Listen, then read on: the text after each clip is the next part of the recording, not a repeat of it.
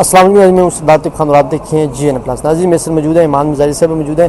پرامن اجتماع کے حوالے سے حکومت نے جو قانون سازی کی اس حوالے سے آج آپ نے چیلنج کیا، کیا لگتا ہے کہ یہ قانون سازی ریورس ہو سکتی ہے؟ دیکھیں، سب سے پہلی بات ہے کہ یہ جو قانون ہے peaceful assembly and public order act 2024، یہ بالکل غیر آئینی قانون ہے۔ اسے عورت مارچ اسلام آباد نے اسلام آباد ہائی کورٹ میں چیلنج کیا تھا، آج پہلی پیشی تھی، اور اس میں ہم نے جو آرگیومنٹس لیے ہیں وہ ملٹیپل ہیں، لیکن 3 میں سب سے ضروری ہائی لائٹ کرنا چاہوں گی۔ نمبر 1 کہ جو ہمارا پارلیمنٹ ہے وہ صرف اس حد تک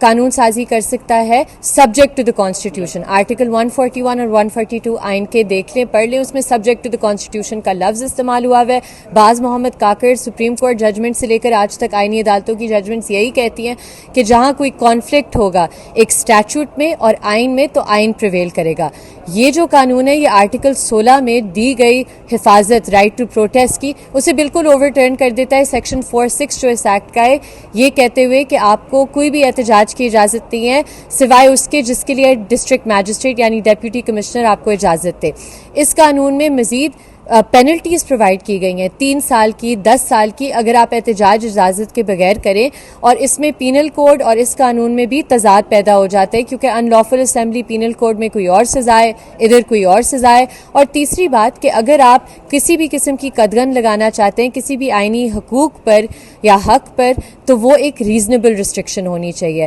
اور ریزنیبل ریسٹرکشن پر ججمنٹ سپریم کورٹ سے لے کر ان آئینی عدالتوں تک کی ہے جو کہتی ہیں کہ اس طرح کی آربیٹریری پاورز آپ ایگزیکٹو میں نہیں ویسٹ کر سکتے جو ہمیں اسینشلی سٹیزنز کو ان رائٹ سے اسٹرپ کر دیں۔ اب جہاں تک آپ نے کہا کہ اس کے کامیابی کے کیا چانسز ہیں،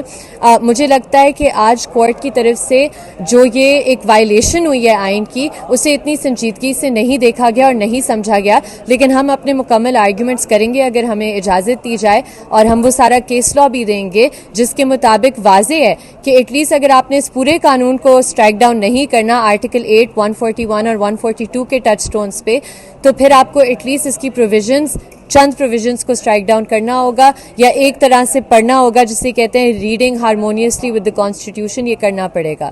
مجھے بتائیں کہ یہ کب تک کتنی پروسیڈنگ کے بعد اس کیس پر آپ سمجھتے ہیں کہ کوئی آرڈر وغیرہ آ جائیں گے عدالت کی طرف سے؟ دیکھیں، ابھی کوئی ڈیٹ فکس نہیں ہوئی، 2 ہفتے کا ٹائم دیا گیا ہے، اے جی صاحب کو بھی نوٹس گیا ہے کیونکہ کانسٹیٹیوشنالٹی قانون کی چیلنج ہوئی ہے۔ ہم امید ہی کر سکتے ہیں کہ یہ جلد سے جلد سنا جائے گا کیونکہ ابھی سٹیزنز اور ریزیڈنٹس خصوصاً اسلام آباد کے وہ ایک لمبو میں ہیں کہ اگر کسی نے احتجاج کرنا ہے تو اس قانون کے تحت کس طرح کی سزائیں ہوں گی اور کس طرح کے ایک جو آپ کہتے ہیں نا بیوروکریٹک پروسیجر آپ نے ان پر امپوز کر دیا جو آئین نہیں کرتا۔ اور آج چیف جسٹس صاحب نے یہ ریمارک دیا کہ آپ اجازت لیتے ہیں احتجاج کی NOC کے ذریعے، آئین میں یہ نہیں لکھا ہوا سبجیکٹ ٹو ریزنیبل ریسٹرکشن۔ ہاں، میں روڈ جا کر بلاک نہیں کر سکتی، میں اس طرح اور لوگوں کی رائٹس کو انفرنج نہیں کر سکتی، اس پہ ملٹیپل ججمنٹس ہیں، لیکن وہ case by case basis per determine ہوگا۔ ادھر تو یہ کہہ رہے ہیں کہ اگر آپ نے احتجاج کرنا ہے، آپ کی احتجاج کی پرمیشن DC ریفیوز کرتا ہے تو آپ اپیل میں جائیں گے چیف کمشنر کے پاس، پھر آپ جائیں گے ریویژن میں منسٹری آف انٹیریئر کے پاس۔ یہ کس طرح کا قانون ہے اور کس طرح کا حملہ ہے آئین پر؟ تو آئینی عدالتوں کو اس ایشو کو بہت سیریسلی لینا ہوگا کیونکہ وہ ادھر بیٹھی ہوئی ہیں ہمارے آئینی حقوق کا تحفظ کرنے کے لیے، اور صرف یہ ڈٹرمن کر سکتی ہیں